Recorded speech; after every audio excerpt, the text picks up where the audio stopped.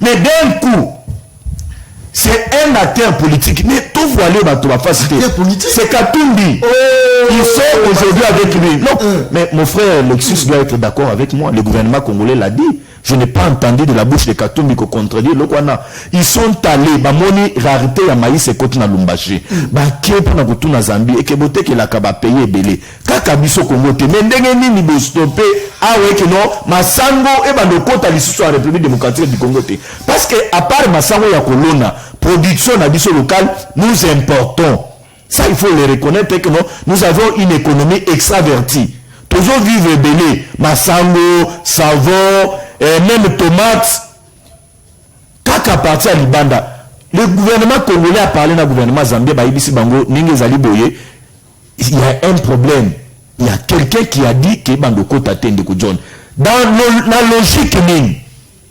logique mine, il faut créer une crise. Il faut créer un ça ne va pas entre peuple et gouvernement. Tant que crise est à Massango et Kokota, soulèvement et Koki Ozala, là directement les opposants vont profiter à s'en saisir le problème. Mais à l'objet Nabiso, Katumbi, Moutoua Salike, Massango et Kotarate. Problème, il y a des Nabiso, c'est toujours l'irresponsabilité. Bon, on a des Félix dans Mambetali EAC. Habité, ça y était. En fait, ils ont réponse au côté Nabiso, il y a EAC, ils ont réponse, il y a des demandes, il y a des députés à Est. Tout ça, il y a un abonnement état de siège. Tant que l'état de siège est simbité, il y a trop de morts, il y a des viols, tout ça. Ah oui, non, ils ont été. Les alliés qui fait la demande, il y a des notables, il y a des députés, il y a côté à pour maintenant, il y a des base il y a côté à Est. Finalement, tu na FCC cash. Ah, bah bloqué dans la assemblée. Ah, dans l'assemblée. Vous avez la majorité écrasante. Vous avez le gouvernement. Vous avez le président de la République. Vous avez le lobby.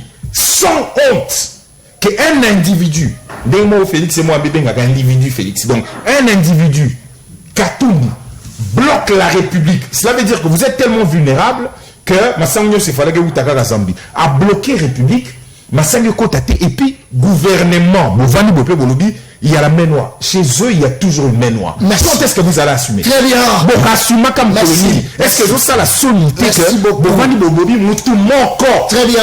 Votre en ligne. C'est bien. Merci. Vie chère pour la Félix, on va détourner de 600 millions. Vie chère pour la Bino Batiaram. Vie chère pour la Banda Kozo Futamate. Merci. Insécurité. Mobondo Mataï Kaka. Mobondo Bakomiawa. Insécurité. Mobondo Komiawa. Tobandel Kolba, processus électoral. Merci. Et pour ça, les nouveautés. Tokutana, na Benseke Awa, na place ya Sakombi, Tokutana n'a parlé du peuple. Tokutana na 20 mai. Pardon, Tokutana na Super Lemba. Tokutana, et puis Tokutana n'a parlé du peuple. Le 20, aux alliés na marche. Il faut comprendre qu'on a vu ça très bien. Ce n'est pas. On l'a dit, ça, la Salamo va bloquer. Il paraît que c'est là qui est élégant. Merci beaucoup. C'est là qui est je suis là aussi pour faire la communauté. Merci. Le 20, tout en marche, ce n'est pas grave. Il y a 6 mois. Très bien. Mon collègue là, mon abino Balambia, une très grande émission, la dimension. Il y a continent d'Asie, émission d'Anga, émission d'Aïe, émission de la population congolaise en général. Je crois que vous avez belé, vous avez l'émission. Le peuple parle, bandeko belé, babengi nga pour la lisolo a Itali tracasserie routière, belé abatu babengi, nini baroulage, bazaro tracassé, belé babengi, mais qu'est-ce qui ne va pas? Ndeko John Kabamba, état des douanes, ango, ya roulage, azo côté la moto, la kati ya motuka, botolé clé, c'est ça les droits ango, ya roulage, ya bois qui moi la moto a récupéré moto na ya kenango, est-ce que on est état des droits? Je crois que ils appellent solo autre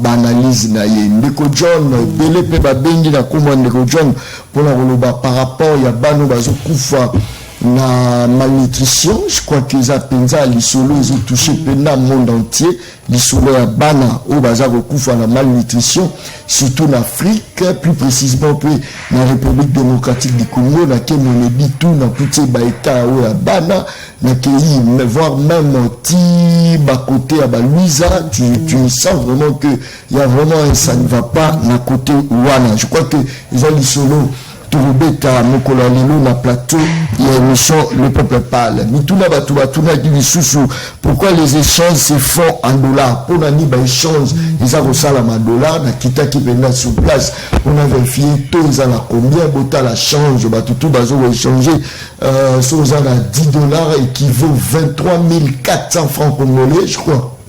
En personne, voilà, il côté, il y a un magasin, place Bazoara, mini, moto, pour le Ipen, les places Nazala, qui n'a Tamola, na Kita, qui n'a boulevard, na milieu boulevard, na Kita, na Ipen, na Koma, na Tchamou, presque même situation. Le prix à la location flamme à Kinshasa, c'est-à-dire, que ces alliés, pourquoi les citoyens congolais payent-ils le loyer de plus en plus élevé et puis en dollars? Et ça, ils ont frappé Batou. Moi, ma casse, la carte à plateau émission Le Peuple Parle, on a ma question, aux d'actualité, on a retourné ma question, retourne les alliés, mais on les a rabat biscuit, il y a Dobi Kaka, il y a Dobi à émission. Deux invités dans Katia plateau émission Le Peuple Parle, les alliés, Bino Botine, SMS, moi, Pelé, Nekojon Kabamba, tout ça, la poste Létis, légal Alex Dembe, dans Katia plateau, commoné Alex Dembe, dans Katia plateau, l'émission Le Peuple Parle, Nekojon, tout ça, la poste à moi, dans Congo, basé dans Katia plateau, mais peu importe ma occupation, on va répondre quand même l'invitation, il y a population, ça c'est très bien. Tout ça dans des Kobaza Pende Ndeko John, merci beaucoup pour l'invitation. Bonne santé. Oui, ça va. Santé, Malam, Nzambazali Kosonga. Très bien. Nous autres, on a dit là, on est là par rapport à la tracasserie routière. Le bateau, c'est trop.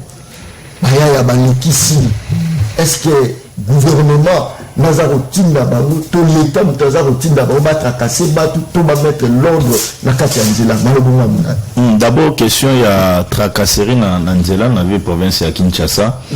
Ezali et communauté moi fléau Moroboye, il faut les reconnaître. Ils âgés y a Nzela, bisognon surtout les lots, il y a une notion, il y a code de la route. Donc, de ce côté-là, n'en parlons pas, un désordre terrible, impolitesse moko notoire, un langage moko très sec, ce qui a bambio 2, 3, 4 maloba, ce qui a maîtrise, au coup qui est en volant, de Simaina et Nanzoto, pour la bobétane. Ako tout à mutu kanayo, a BBC le couleur, ou la senga yo pardon. Akomi ko yebisa yo biso ndi ba na pouvoir reza biso c'est choquant et puis aussi problème il y a bateau bazana bandeko na biso batambisa ba catch. Je peux vous rassurer que bandeko na comportement moko inacceptable.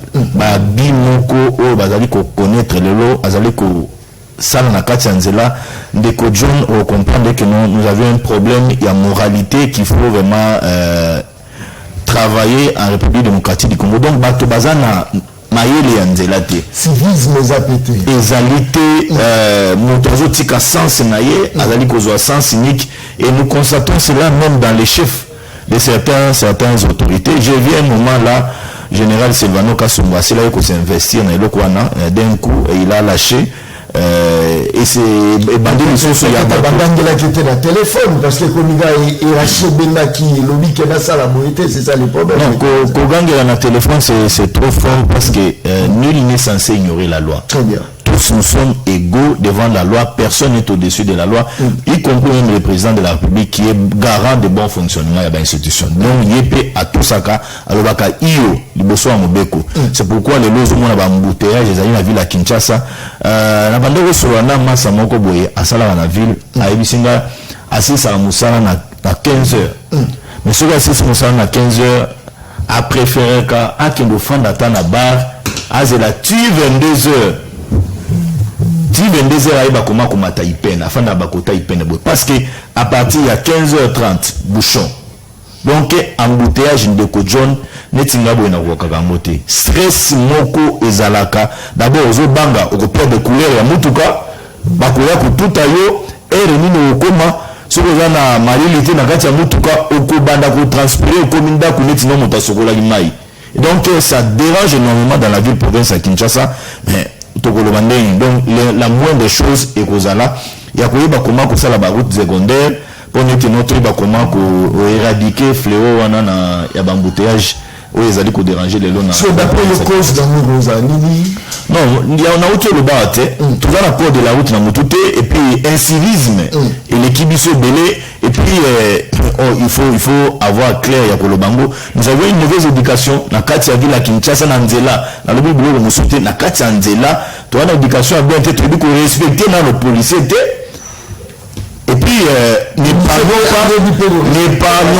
n'épargnons pas dans cette histoire. Les policiers, ils sont pour beaucoup. Pour na bango, tant que na musala, azo yande ko gagner 100 francs na tongo, azo yande ko rançonner peuple, azo yande ko saïda l'État. C'est ce qui est un peu déplorable aujourd'hui. Mais remède de moko ils l'État, ils s'engeli azo ba azonga vraiment qu'on a renforcement éducation civique na kati ya balabala pour notre mobilisation surtout très bas. La CPI ma casse la loyauté andeko Bazapembe lui-même accepte que na secteur wana changement à la moté nous ça casse à nous sala malunga te côté kuna. Très bien. Ça c'est le code citoyen, il est indexé par l'Union sacrée. Merci beaucoup. Très bien. Bazapembe, ça c'était dans mon ma physique aux salles les quota dans mon accueil ma salle sport. Bazapembe, ça c'était le camining il y a un sport de quota. On peut pas aller au France. Soyez pas la diaspora. Non, oya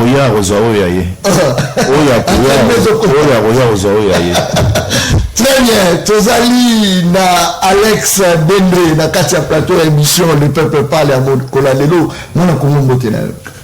Mbotende ko John. Ça va, tout ce bon d'accord. Très bien. Analyse na yo otambola na ndila. Opesa pe point de vue. Merci beaucoup. Nous banana coupé ça ba téléspectateurs nous sur bazota la biso mbote, place Bazali, place Bamikuta Milibiso, na pesi co-débatteur Nangaya Lelo, monsieur Bazin. Merci beaucoup. Mbote. Merci. Oui, que avant la bande missionnaire sur Mikolo, je suis en train de m'acquitter d'un devoir. Mais au-delà de ça, comme tous dans la même situation, les accords persister, tout banino dans la situation à Calais, où tout le monde est belé bakoufi. Aujourd'hui, on est en train de dénombrer à peu près 450 personnes, mais on est au-delà de plus de 5000 disparus. Donc, disparus, on a une molle au backer. Et ça, on va retrouver Banzot, on a bangoté, mais probablement ils sont peut-être ensevelis. Peut-être que Bangonio sont un modèle au Bazaleli. Bazali tamsou déjà na sama belé. Et cette situation est suffisamment grave pour nous souhaiter au bandaba émission, en tout cas, Mikolo, to gardaka en esprit que tous en bandeko au bakoufi, na ba condition et puis tout monique ceux qui avaient en charge, parce qu'ils avaient demandé des situations d'urgence, mais la bambo comme ce on sait très bien qu'il y a des programmes pour gérer ces genres d'urgence, parce qu'ils avaient rappelé sur l'urgence militaire, problème climatique, l'élo, Bachak Makele, que le Congo était un pays solution, tout ce qui va avec. Cela veut dire que le changement climatique est quelque chose, est une donne qu'il faut qu'on cote ça, et donc Mboka fait un programme et gérer bloc parce que vous allez le sous-souter surprise. Et puis même OIE est surprise parce que les allez déjà en 2014 na échelle na yango. Donc wane local bossé a mis balé na osalaka abomo misano kusenga koyebisa opinion que ndeko na biso artiste Idenko Delcat azaka na prison Tilelo akangami bakatela ki 10 ans kuna na Goma azana prison centrale ya Munzenze likolo ya Nzembo kaka pona yemba ki Nzembo bazuye banana Butembo bamimi kuna tribunal militaire et catelier 10 ans et puis boyebi Nzembo ya baninga na biso banaka mbala mona outrage au chef de l'État et tout ce qui va avec Makambia, état de siège et tout consort. Il y a un monde Salim Kendeko Azali na prison, puis tous considérés qu'Azali prisonnier d'opinion, et puis tous allés ko senga kaka, ba libéré sans condition parce que artiste Azali moto ba oya ko kitse la kandanyo so touté alors que bateau ba yibi bateau ba salignon sur un ben mboka o na bateau ba boma bayamba bango na botel na mboka oyo ezali normalité que artiste azaka na ba condition donc tous allez ko senga ba ONG nyonso ya ba droit de l'homme public bateau nyonso bazali ko tala biso bachama makelele likolo ya kayande ko na biso Delcat Idenko auto bo sanité. Alors maintenant na yebi que nous avons tant une introduction na auto makambi yanzela. Merci beaucoup, je crois que dès qu'on a biso bazin a résumé très très bien situation on a il faut que vous allez quand même un tout petit peu na katikati pour na rolobata vous allez bako débatteur nous sera résumer situation il faut qu'on a mais loko siko izanga ki wana na kati eza peut-être qu'on rappeler ce qu'on appelle exemplarité à leadership aux Hollandais, exemplarité à leadership. Certes, bah, problème est allé. Certes, désordre est allé. Certes, bisogno so, tokoloba, on porte quand même une petite responsabilité. Non, une petite, parce que bah, au bazali ko kamba mboka. Ils allaient d'abord battre les bosso pour occasionner des ordres au nyoso. Vous allez comprendre parce qu'il y a moyen, même si on peut prêcher par coercition, il y a moyen de régler des problèmes.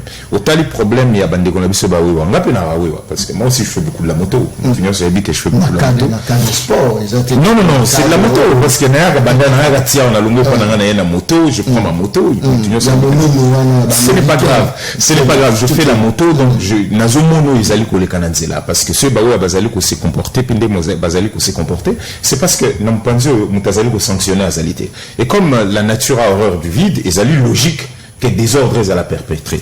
Wan ezali ocheba o bakumba mituka. Ndenge parce que mutazali ko sala musala azalité. Ezala ba policier mi kontina bango nyonso. Donc tout ça que bossa na teke tisikoyo.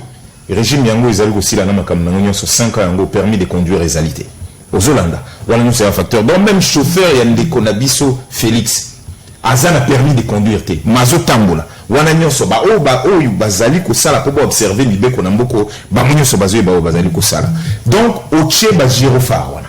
Batama pilon. Bango c'est pire parce que baton fait bayaka epana bango bakota kana sima la bango pona ole ko zubiso abatolonga ko longe ville ozu kitambo okotala ba o nyonso ba bandaka na ko sala nzela ya ndeto lo baka route sens contraire ezaka batama pilon na ba plaque ya présidence ba mususu na ba soda na sima to comprendre raté mitu kango ya bamote ya l'état essence ya bamote mais bazaka après ça ta bazuzo mandaku to yeba ngelo bazela ka précité donc à partir de là ceux qui batona nyonso bazana mobulelo na zoba exemplarité à leadership on ne voit pas comment peuple akozala na kobanga to mona kitango ndeko Kabila les pères ayaka atanga sisarama mbo chamako batu ne se sont pas fait prier pour na koyeba ka likambo wana ezama be batu basala soki na mutu ya mboka bato bazali incapable et exemplarité kolingate peuple ya ko komana yango parce que bango wana bazosala yango biso tozali ko sala vous allez comprendre soki ndeko Félix ayambi batu awa pour na kolakisa o donc niveau o makambi bebi na mboka o azo bija bisaba GR pour bando régler circulation.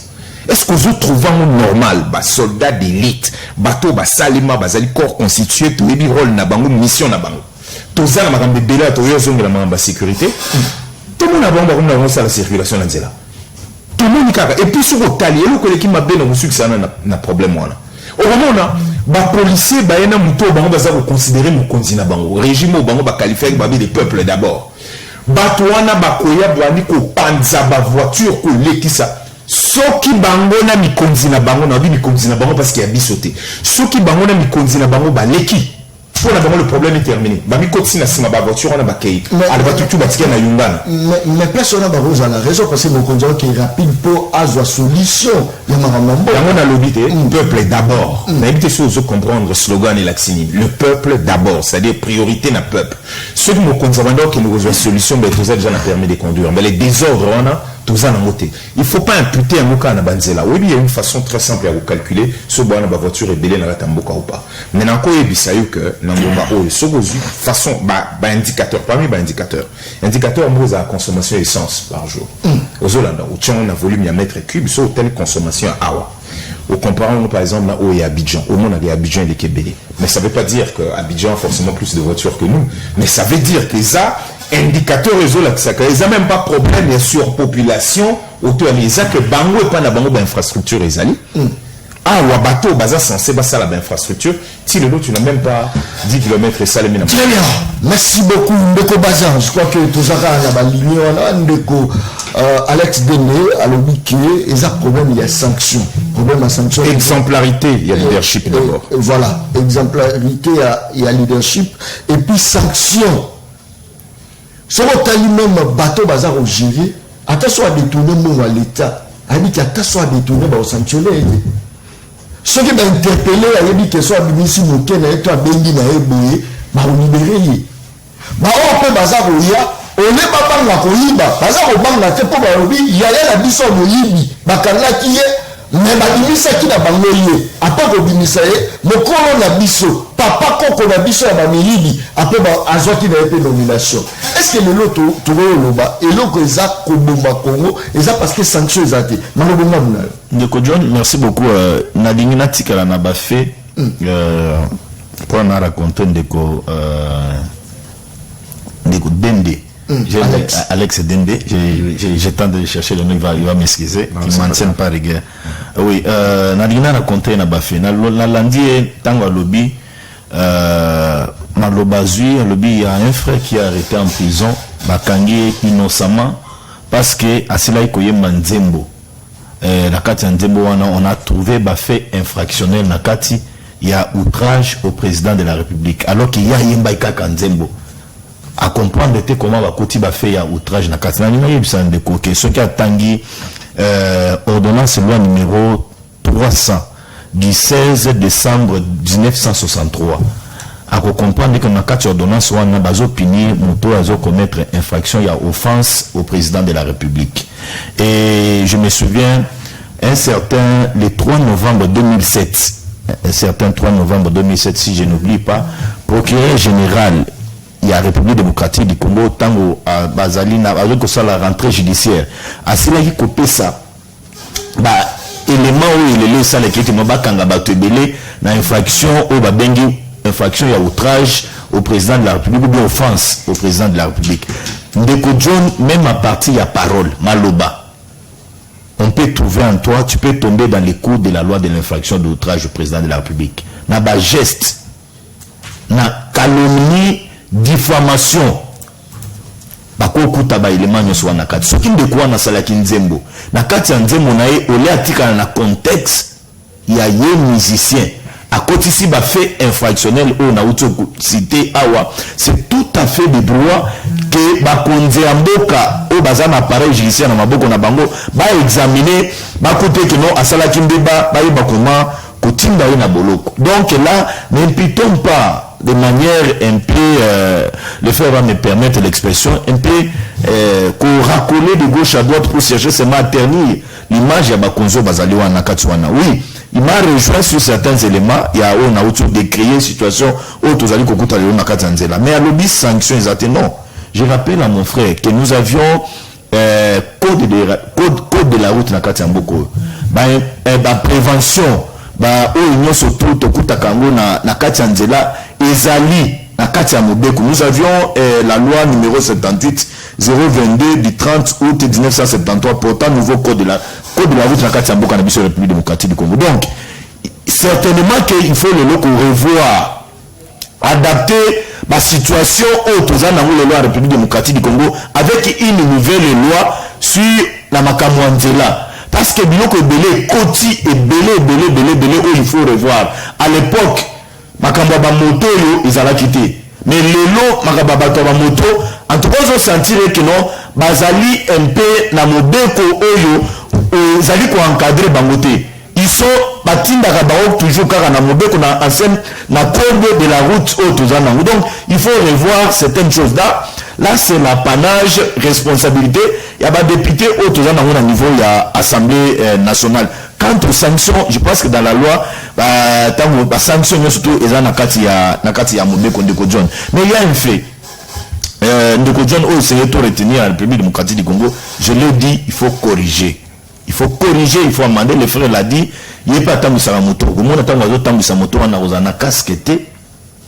À cause de la babilama, surtout, on va autoriser quelqu'un qui ont tambour moto à la tango, n'a qu'à incident salemi, aïba comment se protéger. Je ne prends pas seulement son cas. En général, la plupart des motards, autres à ville à Kinshasa, ils ne respectent pas les normes. Donc, de ce côté-là, il y a un problème sérieux. La question, c'était encore rapport avec... Sanctions. Les sanctions, je dis, je les renvoie à Kenina Nakatia Mobeko, il y a des sanctions. Problème de leadership, tout comme ça.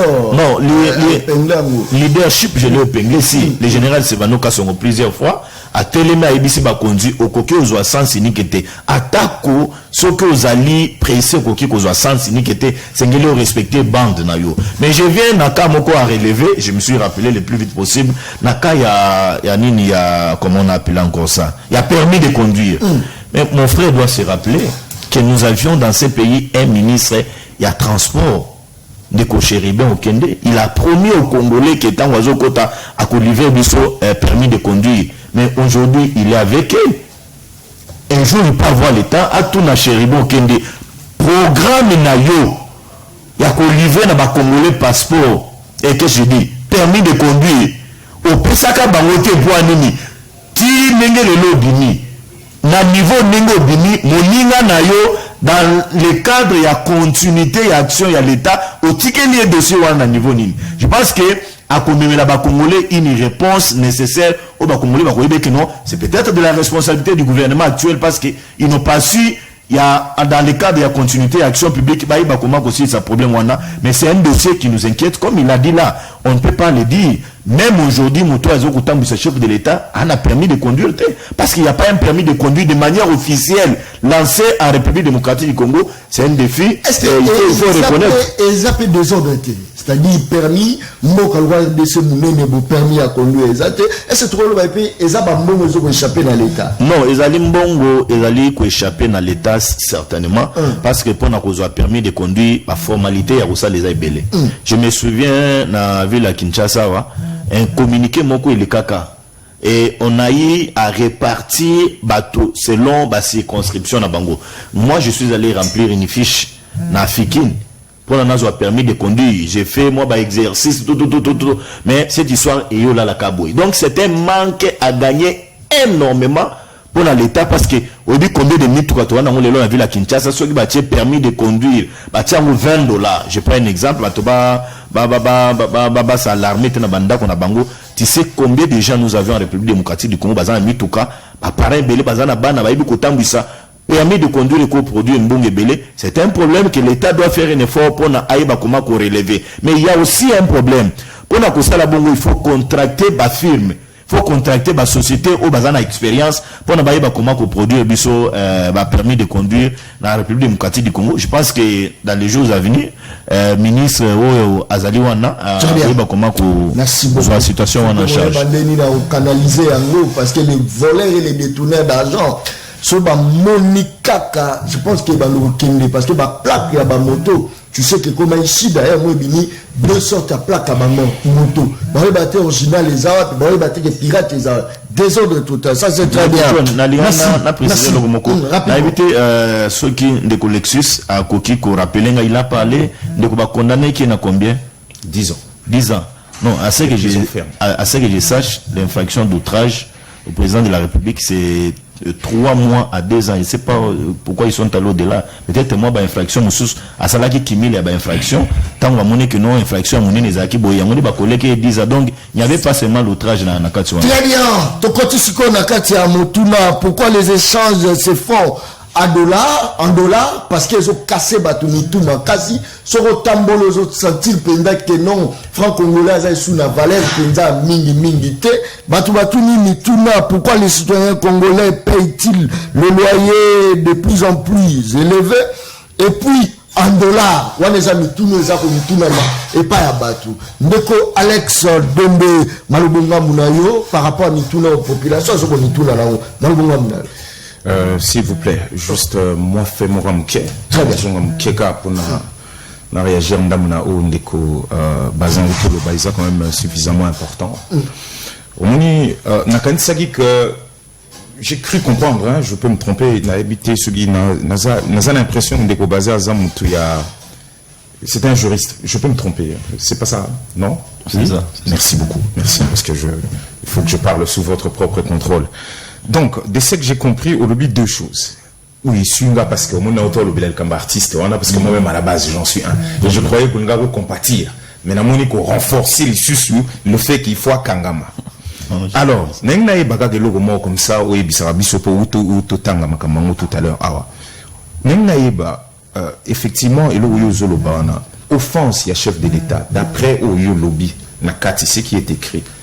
ba fait constitutif nango net pour tout le basikoyo tanika donc olobi maloba kaka na ningo ebisangai aket na heure nini ceux na lobisco ndeko Chilombo a incompétent et que quelqu'un s'y saisit de ça a considéré qu'incompétence c'est ça na lobby est outrage pour lobby tout baba fait pour au moins comme lobby le moins important lobby as un musicien il fallait qu'atikala na cadre na contexte na musicien. Quel est le contexte où ils opèrent c'est la musicien? Autant à ça citoyen seconde zone na koyemba makamba mboka te pour nga na yemba ka mboka en fait contexte ni yo tcheli et puis quels sont les faits constitutifs il y a infraction au yo to lo basiko na mboka o ya Félix Chilombo o ya bondelaki o achela ki makelele mambe changer mais a continuer non quels sont les faits na toye bakaka aza ko noter merci na ko sala nous allons intéresser na et début surtout merci beaucoup wana sala ki loko moko et puis au pesa biso pe contexte ya musicien ezanini to éviter bonga na pe yoza juriste. Il faut considérer comme un artiste, même si aujourd'hui nous sommes en politique. D'accord? Il faut y en tant que musicien. Na cadre ya boulot. Contexte na ngezani oni na koyemba na oni na koyemba to yo koloba na yo koloba te o isali que ndeko na zo 10 ans en prison o yo belate. Excusez-moi.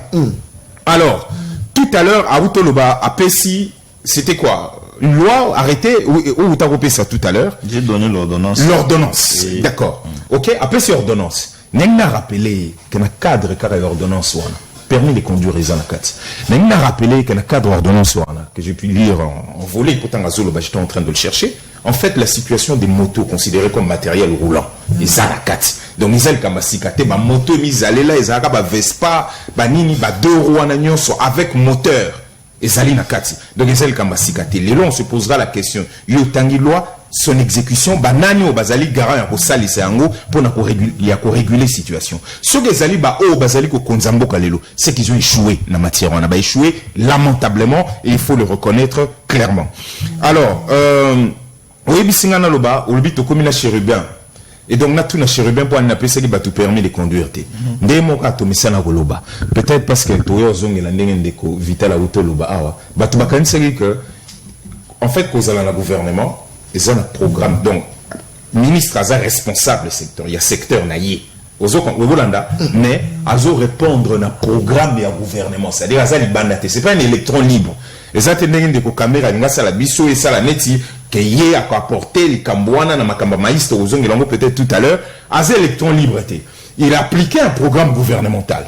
La preuve, ndeko bemba yeba to bakanisa ke soba yemba mo guerre et bandi far DCU masasi bloco tout tolongo et assez to komo bunda par biso mo akomo tengela biso ba communiquer akomo yebisa biso que non il nous informe des choses que l'on sait depuis longtemps. Rwanda sali renfort ayena chanzu assez oh to kanisa ke échanger et ça dans l'émission au cœur ba fait des chèques qui voilà. Non, c'est parce que ça suit une logique. Très bien. Le Moutaza ko présider ba conseil des ministres nyonso, mukolo programme, mukolo Moutasala programme na étant boyebina août 2018, Notel Béatrice, Moutabimisa programme na vaincre la pauvreté. Tanazala qui candidat Ezandeko Félix. 73 engagements na 4 ya programme wana. Donc marambo ezole kana gouvernement na ezama kamuna yé. Yanga président ka conseil des ministres. C'est quand il y a échec oh bah pesi permis de conduire oh damage exacté botika rakongali c'est la gaba ministre parce que personne n'a élu un ministre ici si il a été élu personne n'a élu un ministre aux Hollanda donc au tout le monde le tout na chérubin ba trans academia ba nini ba makele le nyonso bozago chacha o to mona kana biso ngoteti lelo bolobi so bobi boye na ke no tuniti lelo tant ya goloba ya mo la continuité des affaires de l'état tant ya ke no loba ke zala ki programme gouvernemental qui n'arrive pas à avancer to moni en tout cas c'est so ba ngoli ministre à défense makambeye mais karaté donc babloko wana nyonso ezabuzoba to yo kozonga na makambi ya production to sisi na mamba production ya permis de conduire oki nga lobby à lobby pour produire permis de conduire il faut ba firme internationale donc ozolanda ka na bango moko makamba mboka et qui part tout le monde pour na masango ya mwana bakendeli Zambie Afrique du Sud ah bah ni pas été pécoti hein na lobby yango bakendeli c'est-à-dire qu'à chaque fois quand il y a urgence on va to bimisi mbo mwanda mbonga mkenyo so tozela ngo to kopesela économie mususu ya libanda. Et le commune Zangi, ils ont la permis de conduire, ils ont la passeport, d'équiper même la banque centrale. Parce que la banque centrale, c'est ça la Rambongo, et que tu as Rambongo. À plus forte raison, permis de conduire, auto-passeport. Pourquoi chaque fois, ils sont les Makalibanda? basali temps nyonso besoin na problème ils ont se poser na passeport na ba problème ils ont se poser na pays même permis de conduire il y a pas ndeko Félix azo ko repesa biso te oh ba ça oh ya ko sala na mboka il est mon avoué que il fait qu'il est affirme maintenant sur votre question bon carte d'identité officielle wana problème il y a échange batmazo tout na pourquoi les échanges se font en dollars parce que trop c'est trop tout ça quand même la dollarisation de l'économie un pays souverain comment un pays souverain a la propre monnaie là mais on connaître colonisation il y a monnaie mususu na mutu na ce qui te continue une explication très compliquée pour naïbi quand même bande qu'on a biso batala biso une émission surtout continue un langage technique et que tu ken économie on explique ndeni économie na biso les alango dollarisé pour mo ba mo bazalo batoko dédollariser économie tout ça pour pesa makasi na mbongo na biso mais pour pesa makasi na mbongo na biso il faut produire à part ba minerai au produire ni et puis ba minerango moni ezakana primaire c'est-à-dire que valeur ajoutée ça les maraté et ngolo ba soko bimsi cobalt na mboko kenango papa ba o ba somba coltan papa comme kenaka brut pesa na pétrole comme nyonse kenaka brut ba futi biso ngo moni écrire na emploi comme tel parce que ça la valeur ajoutée na ngote mbongo nango pe ezo dépendre na mokili ya libanda parce que tous économie extravertie c'est-à-dire que total la banda na pona ko tekela bango biloko na biso na pona ko somba omoni même kolia omona ta masango tous obligé ya ko kende libanda alors que tous na mabele o to ko kolona il n'y a pas un programme clair et ça limité ti bazali ko kende donc et ça logique que soki libanda alors que bango comme monsieur ezolonga na dollar mais ça logique que soki nyonso bozali ko somba la libanda bazope sabinongo ezoya na dollar ozo comme ça c'est lié aux accords de Bretton Woods après la deuxième guerre mondiale comment les États-Unis ba payer belé ont su juguler cela pour na ko pesa mbongo na ba makasi a eza production ata tonga ya pamba au fabrika na mboko te tonga il fait ou talibanda au lieu ko sala ba réforme de fond ozo comprendre pas ba réformette pas ba non les réformes de fond et ko sala les marqueurs structure et ko sala mais puis ko diversifier l'économie on est au moni année utakoleka o bachela ki ba minier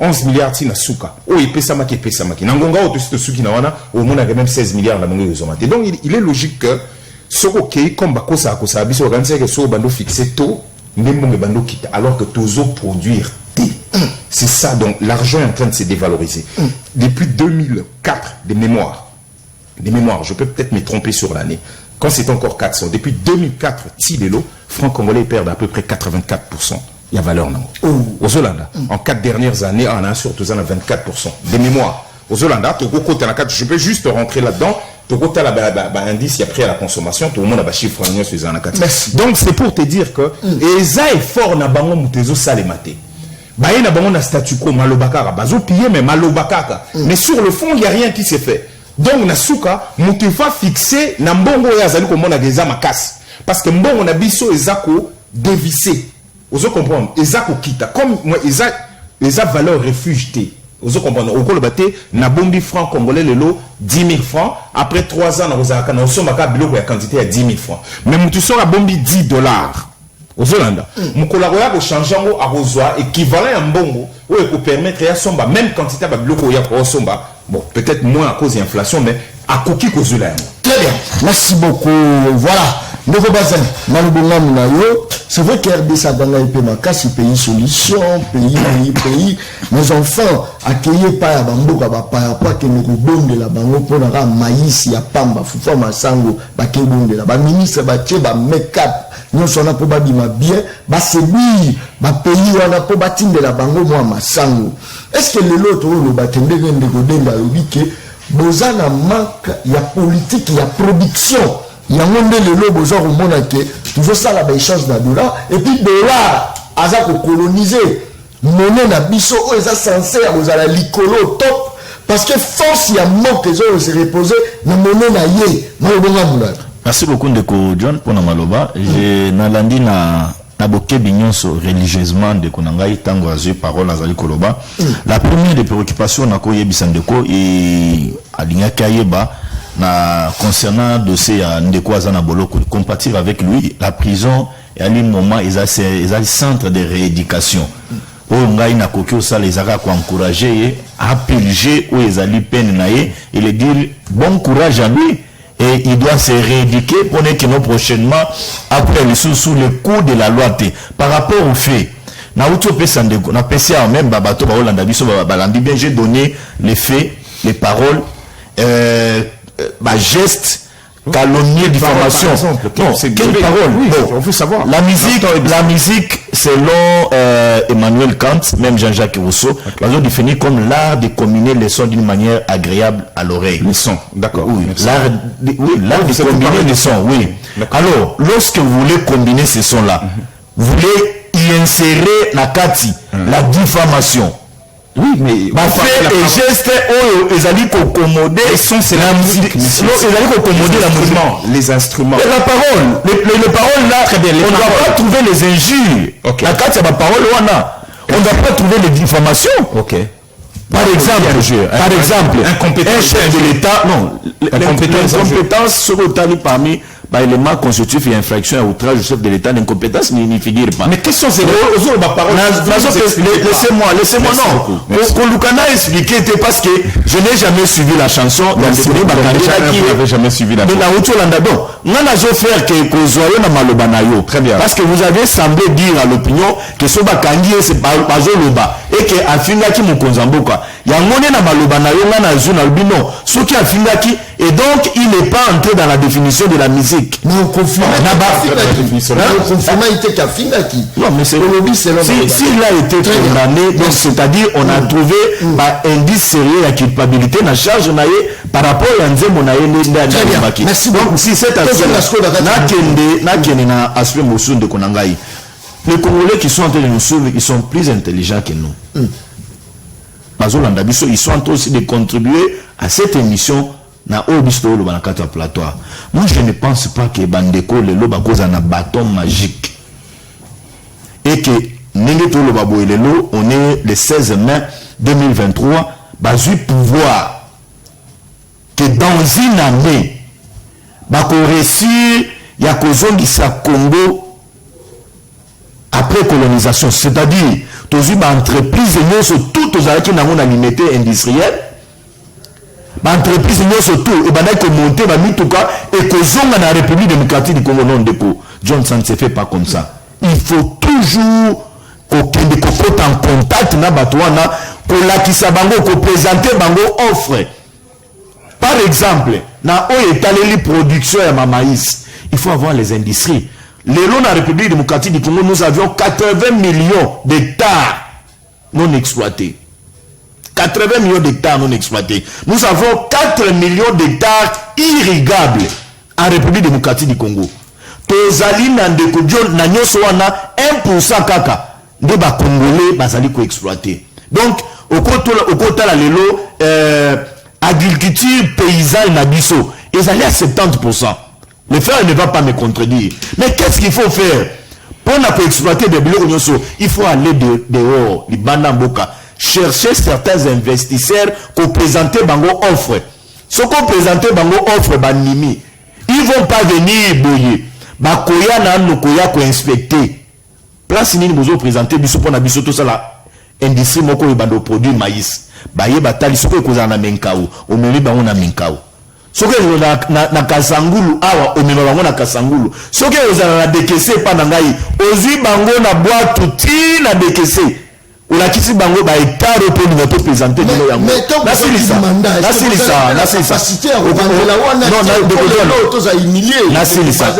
on n'est pas humilié.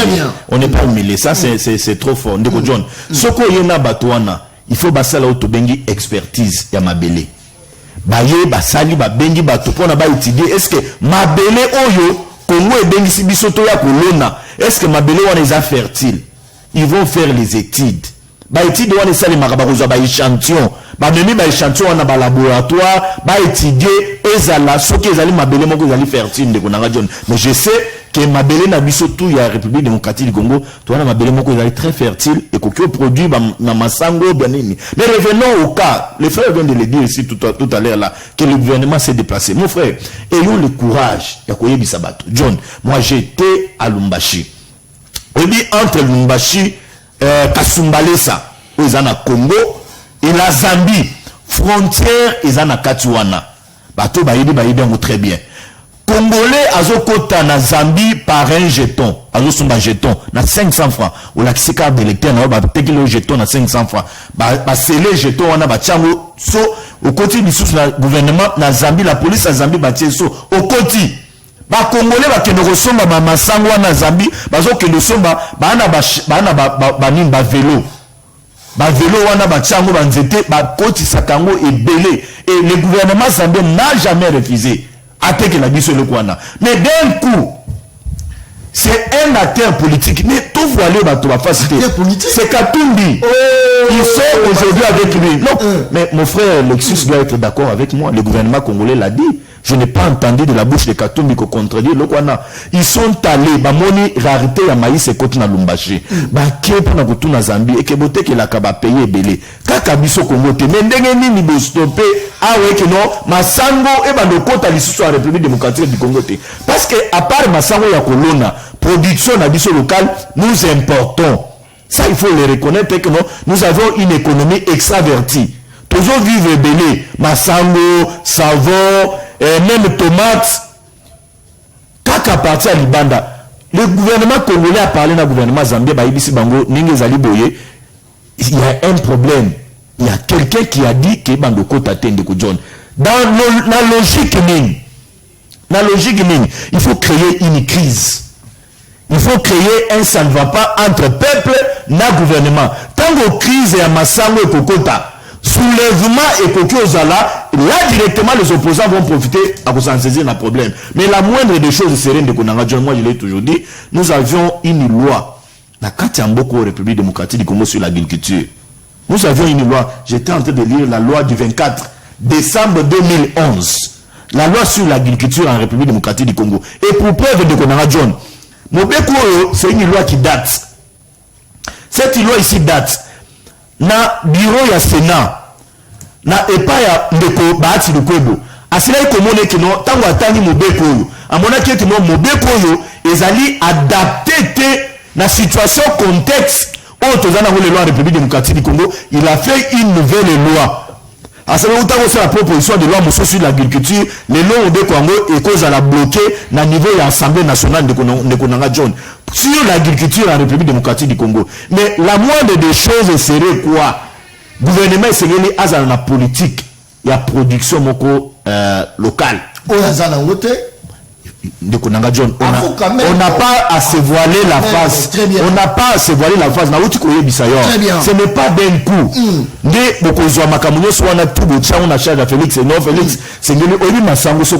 Merci beaucoup. Rapidement.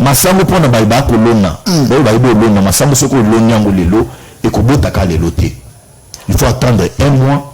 Ce côté moi engrais chimique belé, il faut attendre un mois pour ne pas comment kobota mo prix de sango peut signer le cola et colis au idée que non c'est quoi dans 3 mois déjà avec l'évolution le lot il y a pas.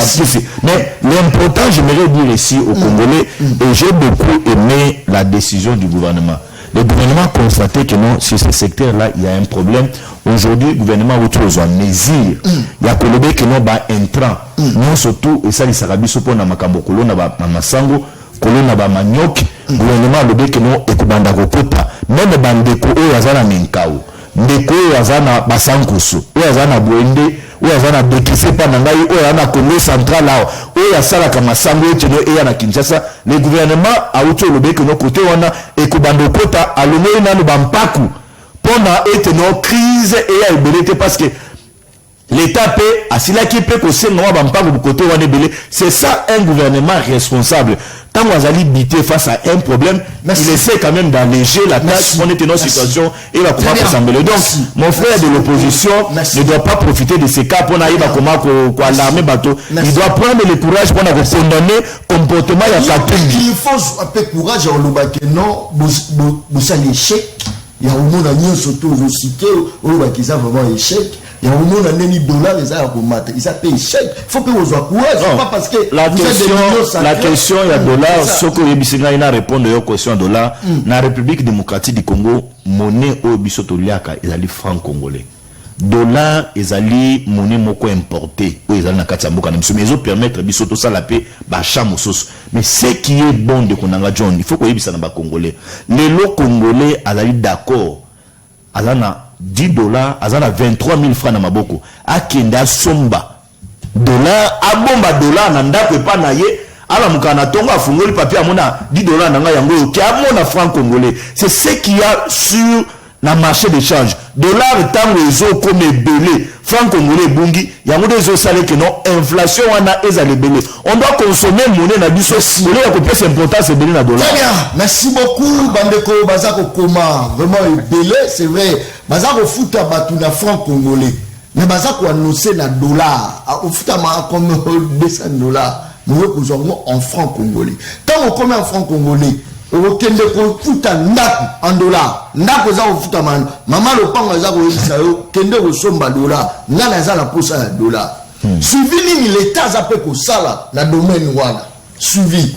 Ça c'est très bien. On kende ko somba loko, ba ko tshelo en dollar. Ça dit ba biso yena franc na yo kende ko somba dollar. Tant on ko somba dollar, on va se retrouver dans ma boko za presque na loko mon côté. C'est ça le problème. Très bien, Alex Dende. Comment faire pour le lot esprit à dollar et nous voyons dans moto? Tout se retrouver l'état de l'Andélé là. Même maman m'a pas moi bazar pour m'attirer. Studio, au studio $150 les à la soute. Studio 150 les athées. Sur le tambour il faut coûter un studio. Il y a 200, 180, $185. Qu'est-ce qui fait que le loyer comme cher pendant que Moka a la souffrance peut par exemple vivre la situation difficile. Alex Dende. Merci beaucoup. Donc, c'est quand même suffisamment grave. Mais que non, ça, l'effort, il y a aussi quand même des téléspectateurs, juger quand même propos des conabiso bazin, à lobby, je prends juste à la fin à créer théorie économique, à lobby, que ce qui dollar est comme belé, franc congolais comme un quai, et il y a deux francs et dévissés, il y a un bloc et mata. Vraiment, les gens apprécieront. L'émission est enregistrée au Mital, au comprendre Mambolobi et Moko. Bref, Bomoni Mboka Oyo, Nangi Nazonga Kalmu, Ke, Namamboloba, Pomoni Solo, Bika Mambanze Mbishinga, Utoloba Mambanda, tout ça. Il faut vraiment, merci beaucoup. Il faut aider les Boko. Mais dit que, Yope ceux que Zungaï, au lobby, ceux qui ont na terrain judiciaire, ceux qui n'ont pas de monde, mais la musique, il faut aider. Merci beaucoup. Mais il y a Google Mingo, c'est ce qu'on appelle la musique engagée. Tant aux hommes lobby, la musique, autant ils cantent l'art de mélanger les sons agréables à l'oreille. So, quand les gens vont vous chanter des chansonnettes, ça ne marche plus comme ça. Ndekwana ou bakangiwana, ongana zolo bakangi de manière arbitraire et puis bakatelier 10 ans. Otokondimaka yangote alors que miyi binyonso, bozana bango kuna nakati. Ndekwana fait ce qu'on appelle la musique engagée. Peut-être qu'il y a bien noté, mais si on a une définition, pour les chants, la chanson ou la musique dit des révoltés ou qualifiés de protestataires, engagés ou contestataires est un genre musical dont les thèmes lyriques sont associés à une envie immédiate de changement social ou politique. C'est un genre. Si vous avez un cancer, vous avez posé une question claire pour Ebisangaï. Babiloko est constitutif. Il y a infraction yo lubiona. Pour le baki, Ezala Makambo Bacheli Andeko Félix. Ezala Makambi état de siège qui n'a pas menti, qui a échoué lamentablement. Le fait de le dire est infractionné. Ezala Makambi état Andeko Félix. Tanga yemba ki ba politicien escroc awa. Tanga lobi o nyonso yo zobenga ko finga nelo tongaki obinisela bisongo poto e baba fait pour eloko ya tangi wana ya outrage au chef ezaka vague et ba fait constitutif na ngo baloba ke yopo lobi kazabouye ya on ba chobo ezaka te ya diffamation mutu tout peut se saisir à n'importe quel moment. Les gens pensaient que ce qui Ndeko Félix a commis un pouvoir et le calbosso au longano yango wana pour respecter liberté ya batu rien à ça à maintenir yango et puis azo Kangi Sabatu na likambo wana. Donc 10 ans on a tokondi maka yangote.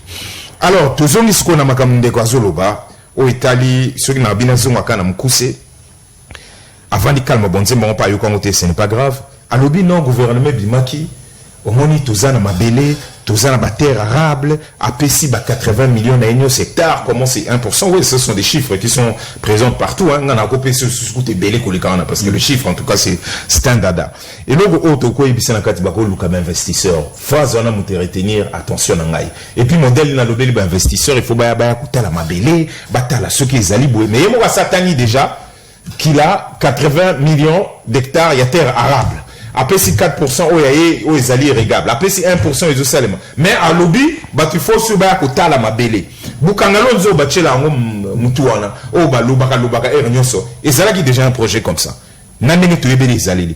Orgueil, kaka, au lieu de reprendre. Mais comme les gens, quand ils ont magana, mutuna bango ya deal, bango bako bande la place où on a été. Il faut pas créer à bango. Toujours rappeler, peut-être que yé a évité. Peut-être que yo oyebité ndeko. Le 30 décembre 2021, je sais que je peux retrouver ça quelque part. Voilà. Ndeko Félix, pour toi, masango ezapité. Na Grand Kassai, na Katanga, ndeba tambouli ba ministre nyoso na jet privé, bazu, ba sapé, ba tche ba make-up no lobby, jet privé. Ndeba kekuna bateau ba rouler ça ba tout est on a jet privé. Le 30 décembre 2021, Ndeko Félix Tshisekedi akendaki na maman Denise bakene banyo soko visiter site agricole moko comme nango Kwadi situé à Chilenga 45 km de Mujimai. Kwadi combien na n comment il a ngaité voilà ça va nous bien na lobby kaka na so oyebaki sous dossier on ba lobby mabele wana ezali ko occuper eza na phase ya lancement eza na 500 hectares so tali ba photo ba cheka masango. On comprend. Ndeko Félix a au fond la masangu, bache ba tracteur, na quoi dikuna 500 hectares, ba beza programme ya ministère ya agriculture où ils allaient ko ça la chaîne de valeur et exploitation la transformation ya maïs. La production ya ba consommable. Et puis ba lobin Ndeko Félix a ebisi ba on a ba partenaire nyon so bazana na kata makambwana, ba ça la bien pour ba atteindre vitesse ya croisière le plus vite possible pour ba contribuer na nini autosuffisance alimentaire. Ya wapi, ya Grand Kassai. C'est bien écrit ici par la présidence de la République. Toujours tout na banda le 30 décembre 2021 à Kenekuna. Le lot tout ça en 2023. Le président sortant, il lui reste à peine 4 ou 5 mois. Et là, vous savez que la battue Sikoyo, baleli masango kuna. Yango tout tourne. Après 6 mois tente pour masango cola et sécher germination et leka et puis ba kubuka ba sécher ba tuta et puis ça masango te de comme farine. Après 6 tente. Tolobi depuis 2021 tilolo. Ndeni Kassai, ils confient Nanzala Massango. Osomuna, tout ce qu'ils font ne fonctionne pas. Abana on peut ça quelques chiffres. L'année rappelé yo ndeko. Peut-être qu'on y habite. Toko ça peut calculer à peu près simple. Hein? Moi, ce sont des calculs qui me sont envoyés. Je suis allé vérifier. Que ce soit en termes de consommation de maïs na RDC Mobimba. Na PSK à 2 zones où on a été. Pour nous, 1 million. Na PSK on a été. Consommation dans l'Union sociale qui s'élève à 3 millions. Il y a RDC 3 058 tonnes par an. 1 hectare balobé aux produire 6 tonnes. On les a bas chiffres. Hein? Ce sont des chiffres FAO. Donc, en Afrique, ils ont entre 2 à 4 tonnes par hectare. D'après les données, il y a FAO. Si vous avez grain satisfaisant, ils ont champ irrigué, ils ont entre 6 et 9 tonnes. Partout où il y a PC là qui y a Bissau. Soit 500 000 hectares nécessaires pour la RDC. Dans l'utopie, ça va chiffre, il y a quoi dit awa. Vous comprenez, il y a 500 hectares. Quoi dit à 500 hectares. Pour la Congo, on a besoin de 500 000 hectares. Le pays dispose, il y a 80 millions. Il y a autoloba. Il y a 1% seulement, ils allaient cultiver. Donc, il y a surtout, quand c'est l'esprit, bon, mais qu'est-ce qui leur est avantageux? La situation conjoncturelle. C'est-à-dire que ce qui m'a mis, c'est déjà mis un salima. Pour mais ce qui est plus grave, et pas un déconnabisso.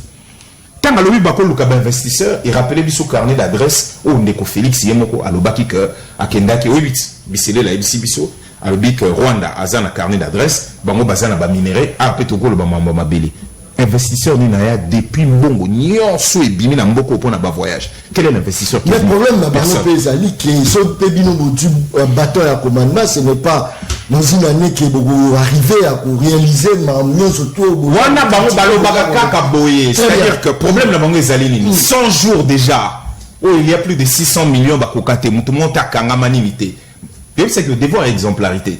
Déjà, tant ou kaka départ na bango bani mabe, to bani na deal, to yo kota na 100 jours, to bani ba programme nyonso, ba ram.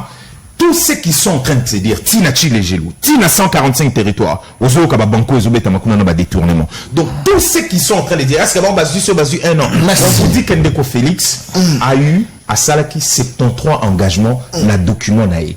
Nganae toza batu totanga. So ben sibiso mkonso, excusez-moi, so ben sibiso, olobito wa lotala engagement par engagement. Pour na rotale là, na vaincre la pauvreté, programme ya Ndeko Félix. Total engagement par engagement, Ndeko Félix a réussir engagement ni pina to évaluer chaque engagement. Merci. Na kosu kisaboué. Alobi na biso Katumbi, muto asali que masangwe kotarate. Problème ya bande qu'on a biso, c'est toujours l'irresponsabilité. Boto na Ndeko Félix na mambetali EAC. Habité Zayete, en fait, ils a réponse au côté na biso, il y a EAC, ils a réponse, il y a des demandes, il y a des députés à Est. Tout ça là, il y a un abonnement état de siège. Tant que l'état de siège Simbité, il y a trop de morts, il y a des viols, tout ça. Ah oui, non, ils a été. Mais ça là qui fait qu'à la demande, il y a Batouya, il y a notable, il y a député, il y a côté à. Pour maintenant, sur la base il y a côté à Est. Finalement, Tobanda FCC cash. Ah, bah bloqué dans la assemblée. Ah, la longola assemblée. Vous avez la majorité écrasante. Vous avez un gouvernement. Yomoko za président de la République. Vous vendez Bouemboka Mombepi, vous lobby.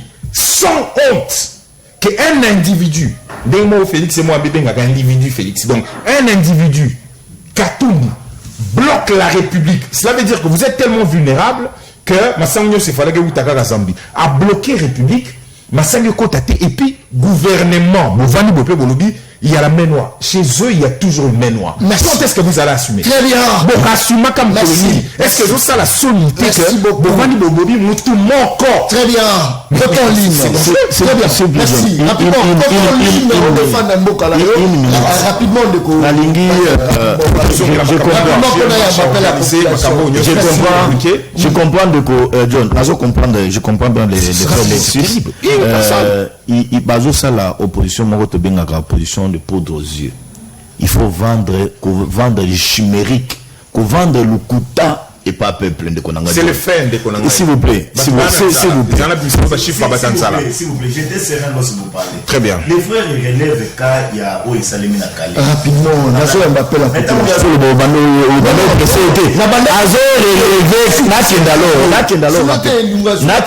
Nakendalo rapidement. Ndeko azo relevé ka ozo le kana na Calais. Na Calais ifanga zo courage ya koyebisa peuple ozo landa biso ko oyi salimi kuna zali catastrophe naturelle. Ndeko na John.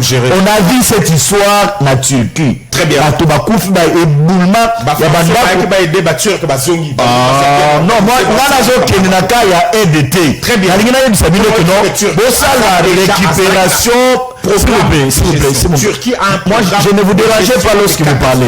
Si vous pouvez être serein. Je suis serein. Si vous pouvez être serein. Ne dérangeons pas l'émission. Ne dérangeons pas. Donnons du respect à ceux qui sont dans leur maison. Ne konangai. C'est mieux que vous en courage à voyer Bisabatoué que non, Calais, les catastrophes naturelles. Biso politique, tout ça la récupération. Ndeko John, Ndeko Lexus. Tshisekedi est arrivé au pouvoir. Ndeko John, il a trouvé le service national laissé par M. Laurent Désiré Kabila à un état chaotique. Mais aujourd'hui, son Félix Antoine Tshilombo Tshisekedi au service national, Bazali ko se plaindre par rapport il y a Oyo les alliés s'il vous plaît regardez sérénité na yo. Ndeko John, Tshisekedi est arrivé au pouvoir. Tant qu'il a pouvoir à nommer Jean-Michel Samalukonde.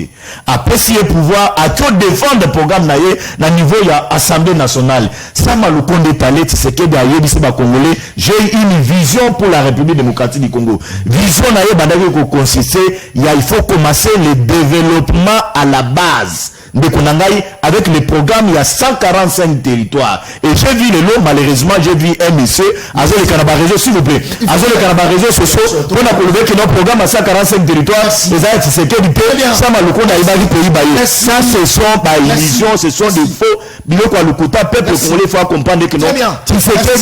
Ça m'a le compte, ils sont en train de travailler pour l'intérêt du peuple congolais. Le programme à 145 territoires. Merci. Alors, le Robin Bissot Komodani. Karanet depuis Gachango. Très bien. pesa bakote na yo avant obanda maloba na yo. Ndeko Bazin aza na 0,00. Musicien na biso wana aza na 10/10 na ba raisonnement na ye. Nazolo baboyi. Mbiso bakosoma na Nabimi. Mbiso bakosoma na Namibie. Mbongo kenda wapi? Très bien. Merci beaucoup ndeko atuni mbiso bakenda osoma na Namibie mbongo ekenda wapi. Namikao ebele na bato bakini mpo bateke bakomi associé na ba soldat babomi ebele na bato na village Inga pene na Maluku. On est allé message comme on doit vérifier ça. Alors ndeko ben biso komonani. Allô? Allô?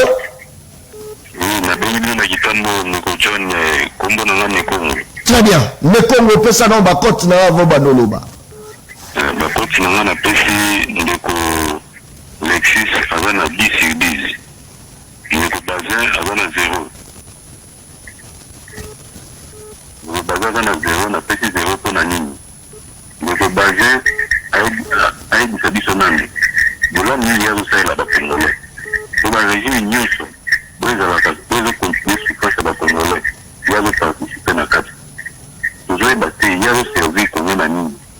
Faut continuer surtout les continuer à l'air à la Congolais. Nous côté il y a participer. Et puis dans le lot de bien commencer à sauver les gens de l'émission surtout. Par une constant, par une biso na nini tu veux parler la binonio surtout. Vous avez besoin de toujours binonio surtout nous peut-être biso peuple tu connais peut-être moins confiance. Déjà ça y est, on a eu comme critiquer dans la émission sur le cas. Dieu nous a dit nani Uganda va côté moi. Merci beaucoup. Alors ndeko ben biso komonani. Alors ndeko. Oui, ben biso wapi? Avec la partage qui m'a été compte. Très bien. Pesa bakote na yo. Bon, de quoi là c'est la map pendo on avait moi gérer. De quoi là tu veux c'est vraiment dit. Pourquoi tu Kima mosika télévision toujours ko bien que na vie à beaucoup ça. Pourquoi tu dis bon, nous comme vivre wakati na vie à cause. Souffrance c'est tellement makati. Les lots le franc congolais est perdre national sens na wa vie. Bango nyos ba mona bongo te. Kolia les kola masango comme la valeur à 8000 francs. Yebi chanate boza vet na kata na bolia combien. Bomon. C'est ba photo 200,000 francs. Au ça na ngoni. 200,000 francs photo la randa ko za na boza na $3. Ba ba onyo comme qui se dit dans ce lot moto na kata mboko ba tika biso. C'est comme mon simba ta démissionné. Merci beaucoup. Alors ndeko ben biso komonani. Alors, là, c'est Olivier Nabengibino, na tete na quartier de Bonhomme. Très bien. Pesa bakote na yo. Bakote na ngai, na pesi ndeko, oya na costume, 10, et puis ndeko Bazin na pesi 5.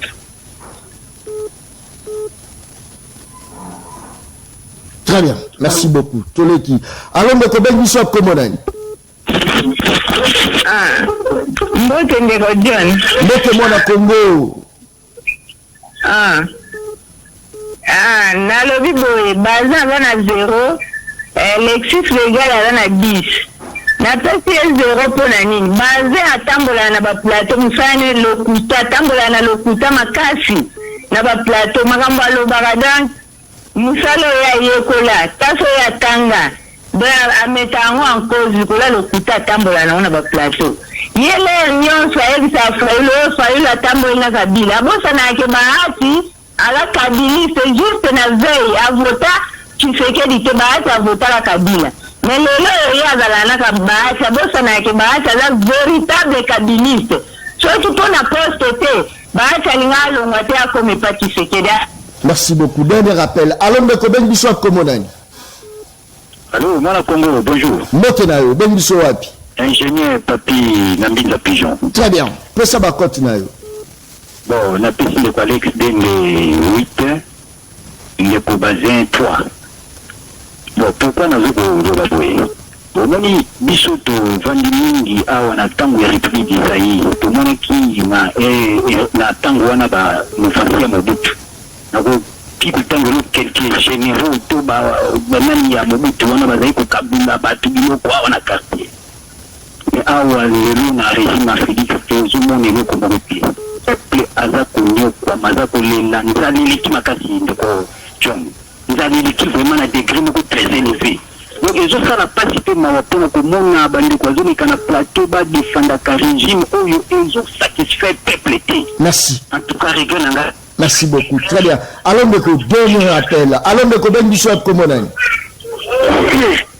Allô? Allô John. Oui, au ben Bishop. Très bien. Peut ça va continuer. On a fait signe de vous baser 0 vous na matori na fait signe de vous le 10 sur 10. Merci beaucoup. Très bien. Merci beaucoup, merci. Ah, il numéro est système à case. Allô, Ben Bishop. Allô? Allô? Oui, au Ben Bishop, comment on est?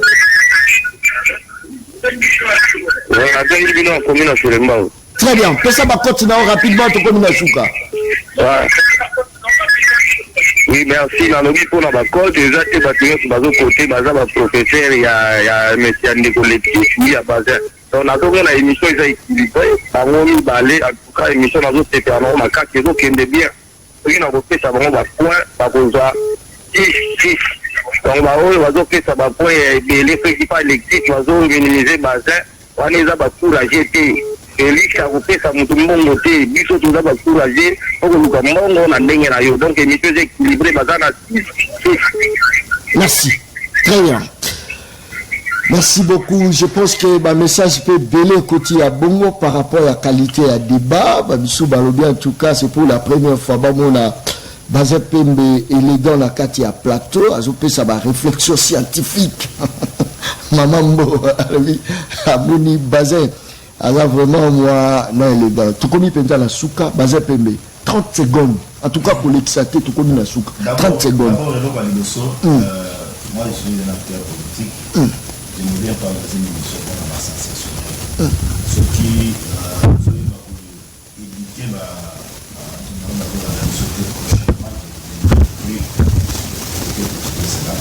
parce que tu as accepté de faire passer des injures. Injures? Ma fille. Accepté de faire passer des injures. En tout cas, ce qui est injures, les alliés, prochainement, Bobé n'a pas d'injures. On peut le téléphone. Prochainement, si c'est le cas, je ne viendrai plus à cette émission. Mais au lieu que la population de Maraka, non, c'est pas ça. Prochainement, s'il y a des injures, je ne viens pas. Les années, on dit pour la belle émission, qui bat tout bazo bien. Cheville à l'Okona. Non, Ndeko Bazin. Ce qui est injure, dans une émission à téléphone ouvert, si on est injure, il faut couper. Donc tu es d'accord? Non. C'est le cas. Et ça ne pas. Non, Ndeko John. Et accompagné. Non, même pas. Moi, je ne dis pas que ça y a quoi accompagner. Je ne dis pas que ça y a quoi accompagner. Tu dois, faut qu'il me t'as fini, il faut couper. Les faits, il y a eu Kotinda, donc tu coupes. Les restes,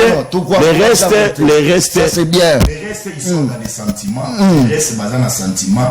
Je ne peux pas leur en tenir rigueur. Ils sont dans des sentiments, mais je condamne la dame qui a appelé. Et tu as laissé les injures jusqu'à la fin. Et ça, il faut qu'on en ait. Sinon, prochainement. Non, je condamne déjà. Il faut le bâtir les émissions là. Émission et accompagnement Makati. Et vous, les problèmes d'avoir accompagné que je condamne. Vous avez laissé. Très bien. Merci beaucoup, Ndeko Pembe. Ndeko Pembe, merci beaucoup. Alex Pembe, tu connais Penza la Souka émission Le Peuple, dernier monarque. Napesio, merci pour l'invitation. Merci aux téléspectateurs au Union Sobatali. C'est une grande émission. Je suis de ceux qui disent que tu as un peuple. Bissonio se subit ça déjà, il y a des désagréments. Je ne vois pas pourquoi une émission, il y a un modèle comment éduquer le peuple mobile sur ça. Sinon, il va falloir au ça là-bas des millions des émissions. Les gens parlent, les gens qui parlent vive makambu ya pasi na mboko. Et puis faut tozala na matoi ndeko na ngai ya koyoka bango, il faut pas tokanisa te ke baza bazo baton bazoloba. Donc moi je respecte balobana na zéro na nani, c'est pas ça le plus important, c'est les écouter et savoir que les gens ont des problèmes et ces problèmes là méritent ya matoi na biso et ça tout va nous considérer que parce qu'ils s'expriment si c'est en défaveur et puis si que you faut une émission, bon ça c'est votre lecture, mais moi je continue à dire que je suis prêt en tout à attendre peuple. Ça c'est pas grave pour moi. Mais sa population boïque, effectivement pas si nabino ils allaient bêler. Les chiffres sont là, nous autres la même psycho, les chiffres qui font froid dans le dos. De juillet à décembre 2022, 26,4 millions de Congolais en insécurité alimentaire, 2,8 millions d'enfants de 6 à 59 mois malnutris aigus, 2 500 000 femmes enceintes ou allaitantes malnutris aigus. C'est sa source dans les alliés IPC 2023. Mais samedi, tozali na marche ya munene. Marche ya munene on azali ko inviter population na biso nyonso babima. Non, c'est pas grave, on a comprendre. Raison va passer le gouverneur et moi. Le problème, vous êtes Kabila, il n'y a pas de problème, vous faites la même chose. Très bien. C'est pas grave. Merci beaucoup.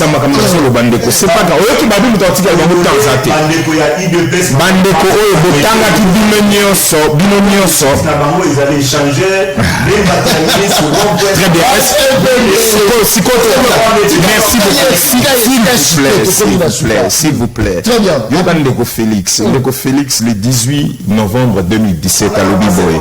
Je tiens à dénoncer. Je tiens à dénoncer cette pratique de la Kabylie aujourd'hui. Chilombo, qui consiste à programmer une marche le même jour que l'opposition pour se la refuser, ainsi pouvoir justifier l'interdiction de la nôtre. Nalobi Susuboué, le 20 mai, Rosala. Tobandeli,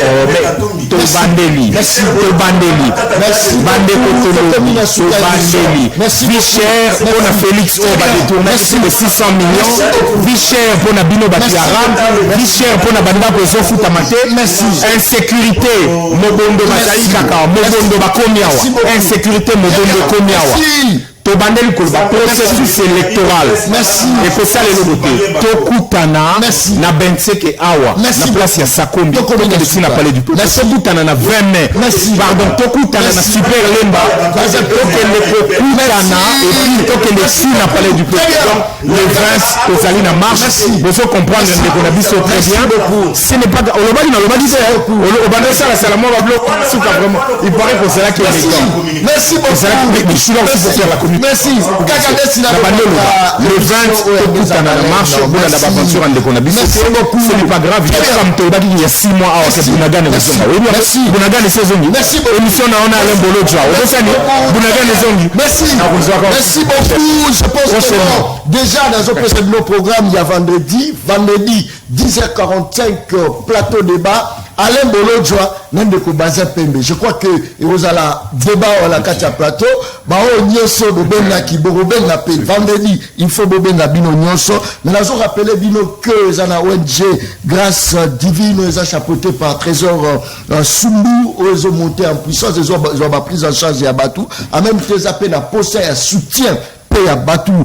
OSA concerné à rejoindre numéro et à Trésor Sumbu Yemoko, plus 243 81 49 90 090, plus 243 82 49 90 090, plus 243 82 49 90 090. Je crois que l'ennemi, toujours sur le canal Mercure Télévision, programme Nazar Opessa, nous appelle l'émission débat. Alex Dembe à la face, Yande Konabiso, Chris Mukendi. Nous avons Opessa programme Bongo Binotu.